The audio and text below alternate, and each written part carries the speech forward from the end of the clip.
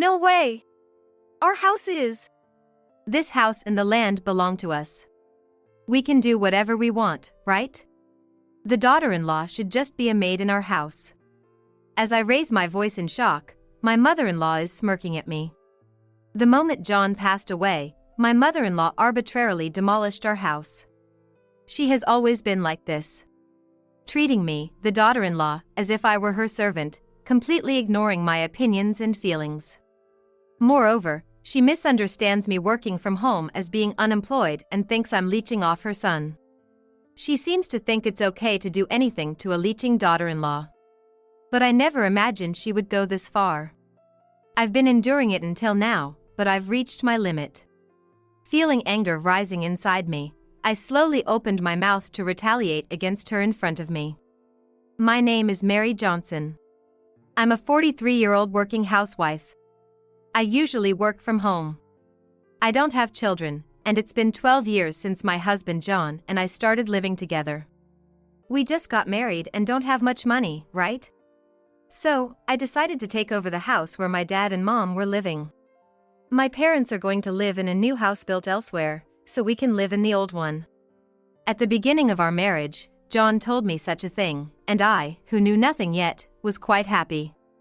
I was thinking of our own home, but I was anxious whether we could afford it with what John and I earn, so I was very thankful to my in-laws. Mom, thank you so much. This makes our married life more comfortable. Don't worry about it. We get to live in a new house, and we don't have to deal with the old house, so it actually helps us. I was thanked by her instead and thought I had a generous mother-in-law. Under these circumstances, the house where John and I live is registered under my in-laws' names. I have suggested changing the registration numerous times, but John has been lazy about it, and it has remained the same. However, this was a mistake. This house is also ours. You're saying to us it's troublesome if you just come over unannounced, but indeed, who do you think you are? I reprimanded her for her repeated unannounced visits. Even though I work from home, it's impossible to get any work done if you keep coming over all the time. When I mentioned this, wrapped in diplomacy, she snapped back, claiming this was their house. Since then, she has always spoken down to me, constantly complaining. As for my father-in-law, he's completely under her thumb, practically non-existent. I complained to John, but he just said it's not my problem and wouldn't even listen properly. My mother-in-law's sarcasm and harassment have escalated over the years, and recently, she has started doing unexpected things. The other day, she took home clothes of mine that were clearly too small for her, claiming they suited her better. After all, she couldn't wear them and returned them to me in a huff. What will happen if her sarcasm and harassment get worse in the end? I've been living day by day, unable to do anything, with a hint of anxiety. One night, I was enjoying a slightly luxurious dinner alone. It was my 43rd birthday, but John was going to be late because of work, so I bought some deli food from the department store's food hall. Enjoying a nice drink, I savored my solo dinner. John has only celebrated my birthday for about 2 years since we got married. Now, it seems he's completely forgotten today is my birthday. Well, it's fine. I don't want a celebration now. Having the freedom to eat what I like is the best birthday present for me. It was a brief time until John came home, but I was fully enjoying my alone time. However, the pleasant time was ruined in an instant by the merciless sound of the doorbell, followed by the thumping of footsteps. Hey, Mary, it looks like John's suit jacket isn't here yet. Hasn't he come back? My mother-in-law barges into the living room without any prior notice, making me almost sigh, oh, again. This is a regular occurrence for me. Since it happens almost every day, I don't even bother complaining to her anymore. He's going to be late because of work today. I answered with a forced smile, to which she showed a displeased face. Then she noticed the deli food on the table and her eyes widened. Mary, what's this food? You didn't make this fancy stuff, did you? I'm sure you couldn't. This is some deli food I bought. Actually, today is my birthday, so I was enjoying a little nice dinner by myself. I tried to continue, but she interrupted me with a shrill voice. Oh. While your husband is out working, you're at home enjoying a luxurious meal? What a terrible wife. Huh? But I was working today too. Working? You were just playing on the computer, right? Using my son's money to buy such nice food. I always work from home on my computer, but to her, it seems like I'm just playing games. I've explained it many times, but she doesn't listen or try to understand. For someone unemployed, indulging in such luxury, you really lack the awareness of a wife.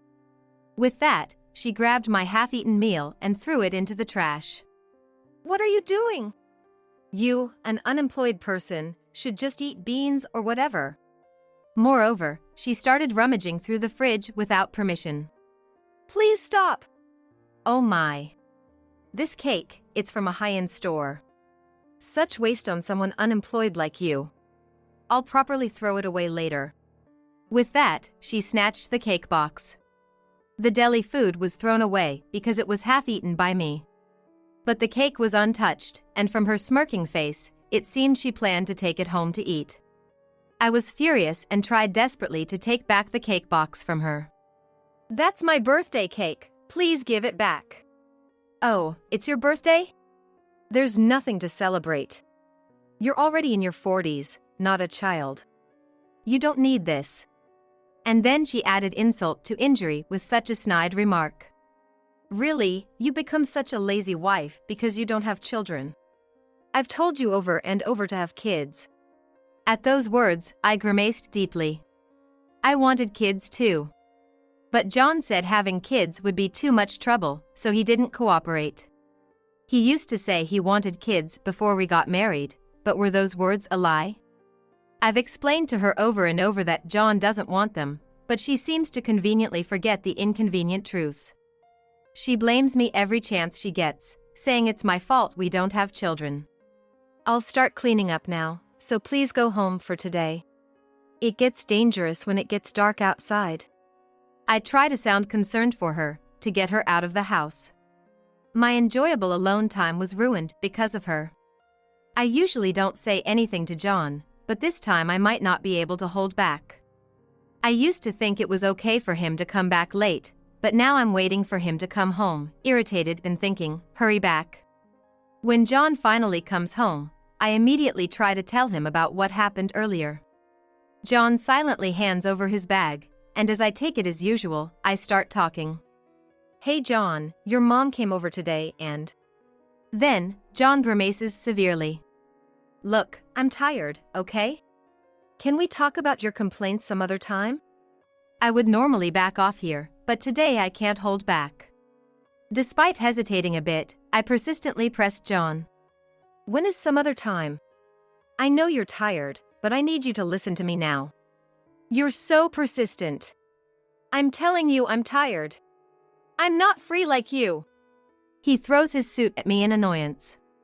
I snap back, irritated by his attitude. I've been working at home too. Your job doesn't bring in much money, right? You're living off my earnings, so don't talk back to me like that. John's words leave me wide-eyed in shock. Does he really not know that I've been working and managing our finances? The amount he gives me each month for living expenses is minimal. We couldn't possibly live on just that.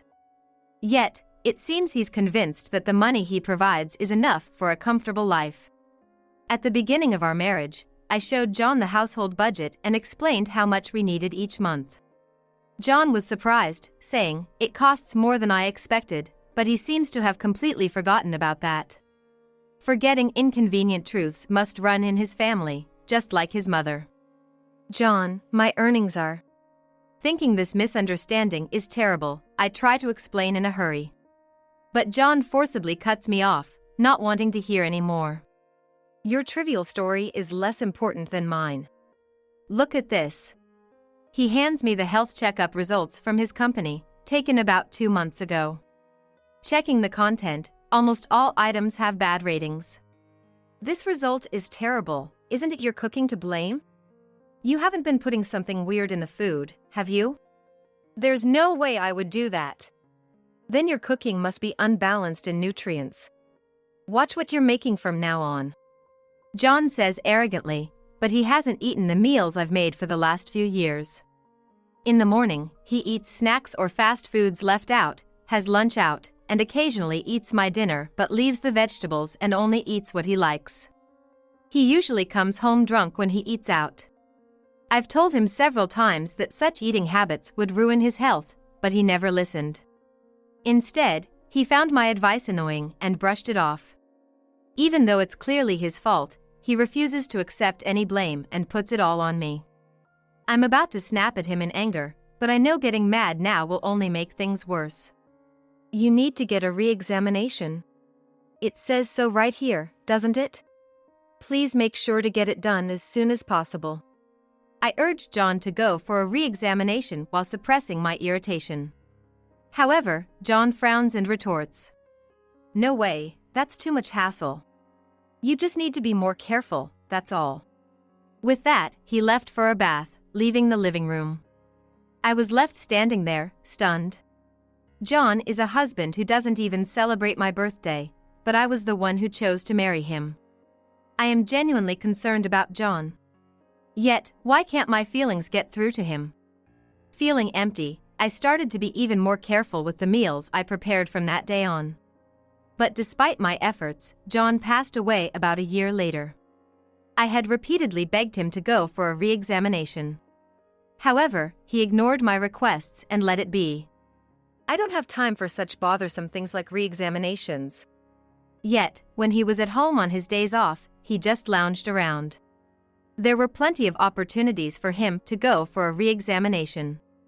And when he started saying, "I feel weird, like something's off with my body," his condition rapidly worsened, and by the time he was taken to the hospital, it was too late.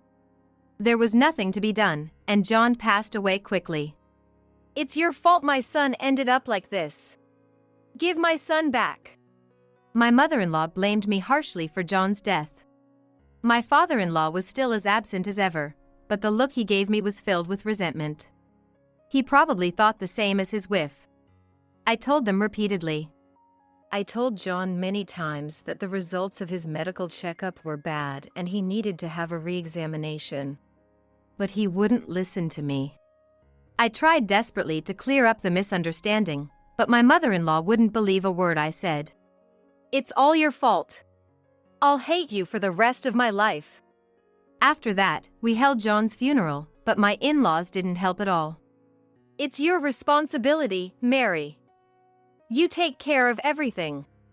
That's what they told me, and I had to handle all the funeral arrangements and subsequent procedures by myself.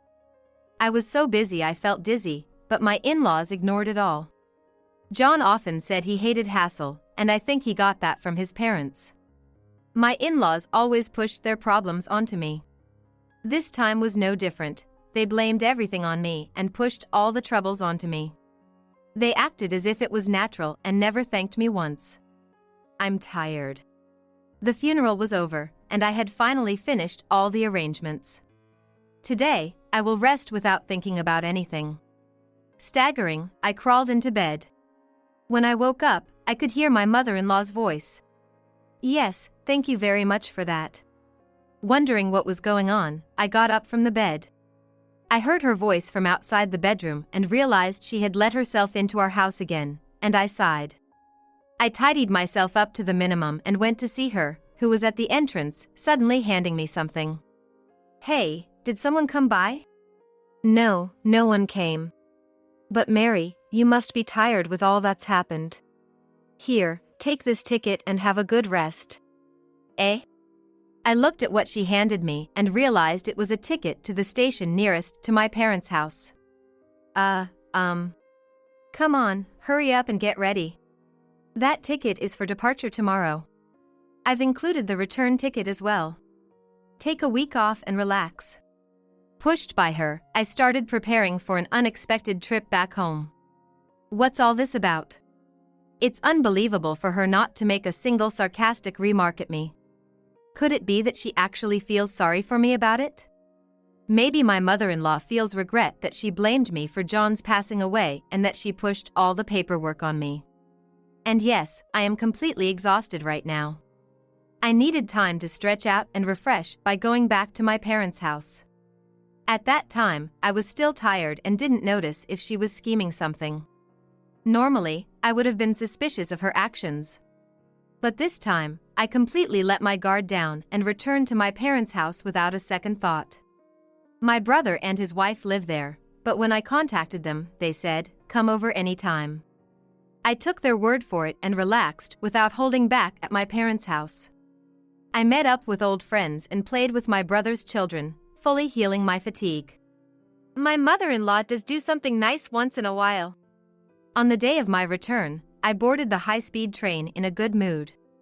Unusually, I bought a souvenir for her and returned home with a lighter heart and body. However, what awaited me upon my return was my house, brutally demolished. No way! Our house is... This house and land are ours, so we can do whatever we want, right? The daughter-in-law should just be a maid in our house. She, with a triumphant grin, sneered. Indeed, since the house and land were still in my in-laws' names, they could do whatever they wanted with their property. But I never imagined they would go this far. Maybe, the person she was talking to on the doorstep that day was from the demolition company. While pushing the funeral and all sorts of procedures on me, she must have been advancing her plan to demolish this house.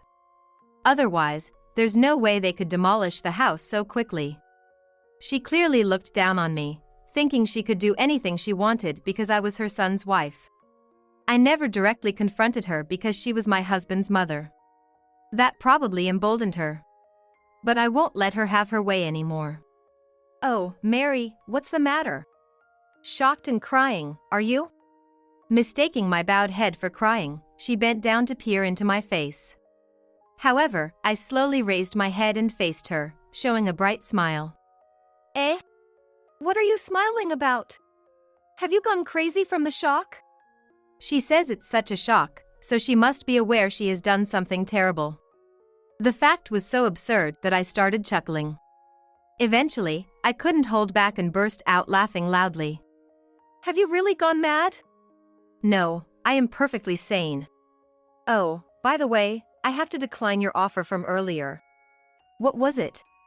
The daughter-in-law should now be a maid in our house, right? While she was flustered by my words, she responded. No, you're lying. You've lost your husband and now your house, you have nowhere to go, right? I believe your brother's family lives at your parents' place, right? It must be embarrassing to return to your parents' house at your age, so we will take care of you. But as a maid, of course. Regaining her usual tone, she gave a sinister smirk. To that, I replied while laughing. A daughter-in-law? What are you talking about? I am single. Eh? A dumbfounded voice came from her, and I nearly laughed again. Actually, I divorced John a month before he died. Yes, John and I had already returned to being strangers. But right after submitting the divorce papers, John's condition suddenly worsened. Despite being divorced, he was someone I once loved and married, so I couldn't just abandon him. That's why I decided to take care of John until the end. With all the chaos, I had lost the moment to inform my in-laws. But I never expected such a perfect moment to come. So, I have no obligation to live with you. After all, we are strangers. She had intended to drive me out of my home and take me into hers, to treat me as a real maid. Recently, she has been complaining about how her body isn't moving as well as it used to because of her age. However, she has also been adamant about never wanting to enter a nursing home. She intended to have me look after her until she passed away. Normal people might wonder if that's a reason to demolish a house, but she is capable of doing outrageous things without batting an eye.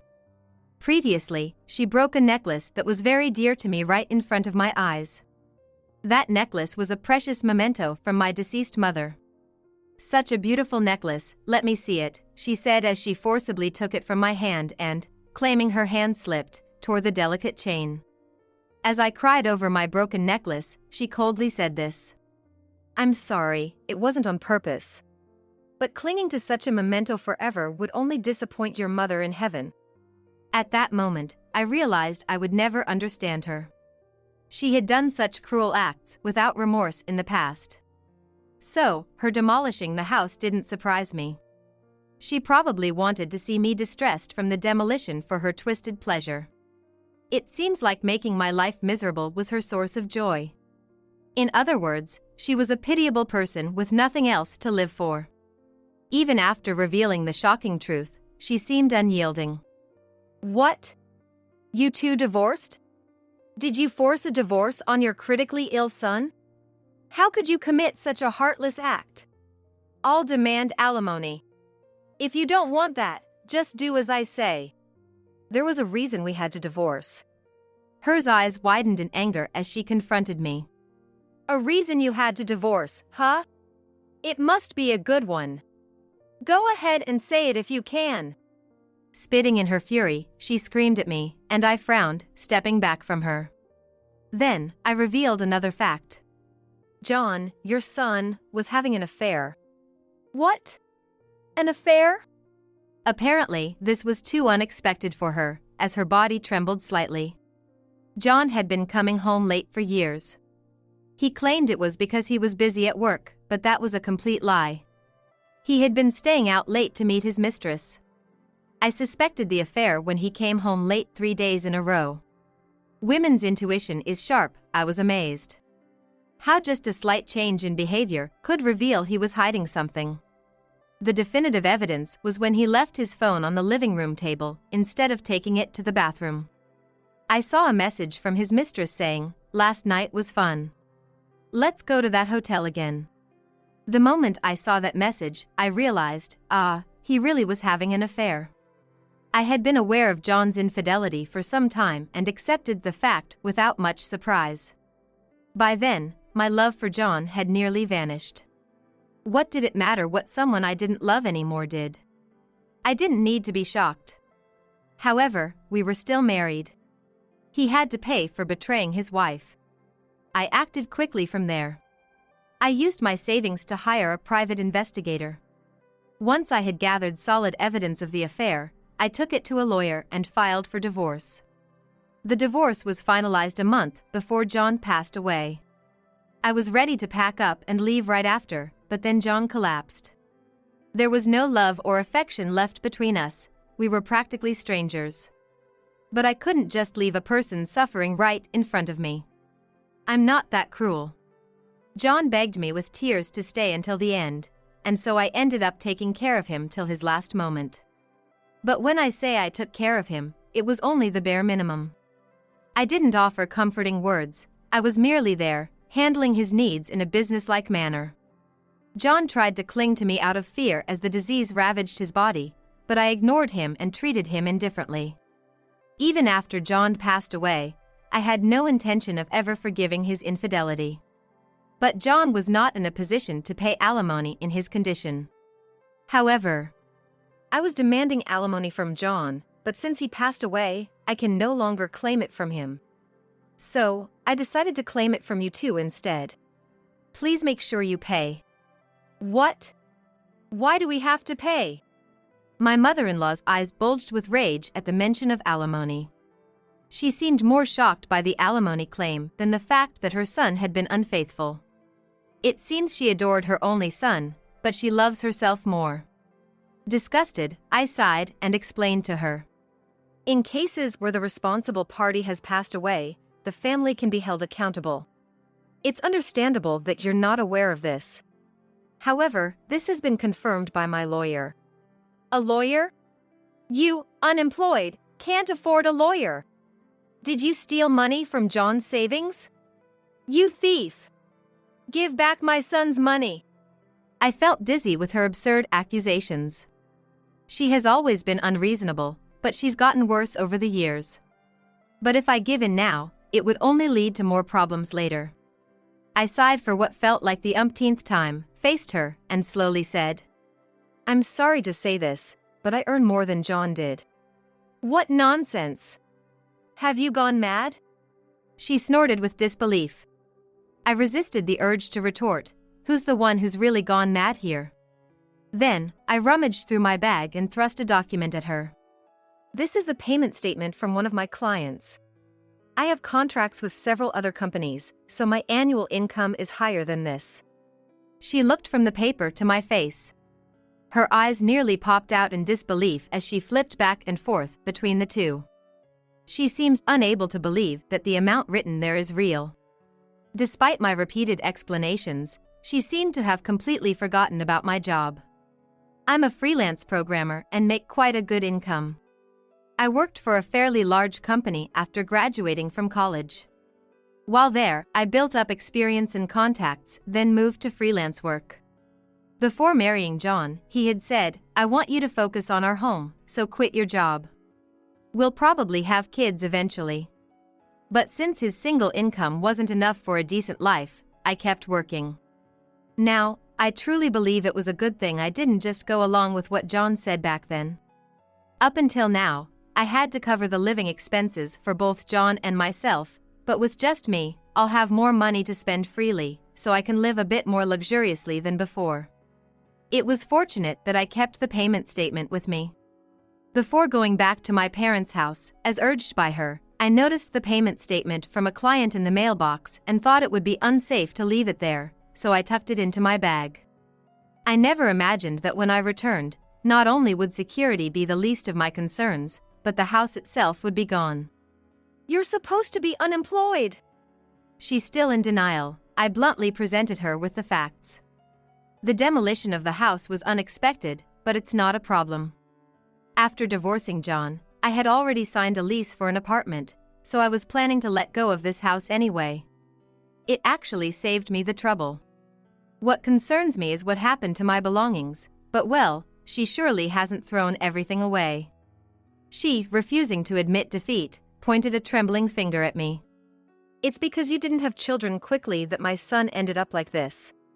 "Really? You still want to blame me? If there had been children, my son would have taken better care of his health and lived longer. It's your fault for being infertile that my son died. You should pay for your responsibility." Her ridiculously selfish reasoning made me burst into laughter. Then, I picked a particular image from my phone's gallery and showed it to her. "This is the conversation between your son and his mistress. Let me read you the message John sent. Turns out I might not be able to have kids. Got tested after my wife kept nagging, and the doc said so. So I guess, free rein to cheat. It was your son who was infertile, not me. Before marrying, I had a bridal check and was diagnosed with no issues. Unlike John, I didn't lead an unhealthy lifestyle and was in good health. I could have become pregnant any time if I had wished. Do you understand now? The problem was not with me but with your son." "That's a lie. That can't be." "It doesn't matter if you don't believe me. My lawyer will be in touch soon. You might not believe my words, but you'll believe a lawyer's, right?" At this moment, I gave her a smile. This smile was my revenge for all the times she had her way with me. "From now on, you won't have your way anymore, and you will take full responsibility," was the message I conveyed with my full smile. Whether she got the message or not, she turned pale and collapsed weakly on the spot. After leaving her there, I headed to my new apartment. I already had the keys, and the furniture was all set up, so there would be no issue with living there. And a few days later, it seems my lawyer had contacted my in-laws. Initially, they refused the lawyer's demands, saying, "That's impossible," but when faced with the prospect of going to court, they complied without further argument. As a result, I received alimony payments from my in-laws. The in-laws tried to sell the land where our house once stood, but due to its inconvenient location, it seems they're having trouble finding a buyer. They could probably sell it if they lowered the price, but they've apparently used a significant portion of their retirement savings to pay me alimony, so they can't afford to lower it. My father-in-law, already retired, had to return to work by registering with a senior employment agency because they're struggling financially. But it seems his earnings are too low to help with their living expenses. My mother-in-law, having been a housewife with no work experience, is struggling to find employment. Because of her selfish nature, it's unlikely she'd last long anywhere. Driven by desperation, I heard she's been gathering water from a public park and picking wild plants to stave off hunger. Eating plants picked from the roadside is risky, she might accidentally consume something poisonous. But as they are now strangers to me, whatever happens to them due to their own actions is not my concern. If my in-laws had been kinder to me, or had helped me after John passed away, I might have considered the what-ifs, but reality was far from that. Whatever happens to them now is their own doing. That's a direct result of their past actions. So there's no need for my sympathy. By the way, my belongings were stored by my mother-in-law in a rental warehouse. I thought she might have taken anything valuable, but perhaps she realized she couldn't afford to mess with someone who could hire a lawyer. I was able to recover all my belongings safely. After the alimony payments, she contacted me once, help, but I ignored her and proceeded to cancel my phone contract. Only my family, work colleagues, and close friends know my new number. My new apartment is in a completely different location from where we used to live, so it's impossible for my elderly in-laws to find me. Just to be safe, I chose a new place with excellent security. If my mother-in-law does find me, security will immediately be alerted.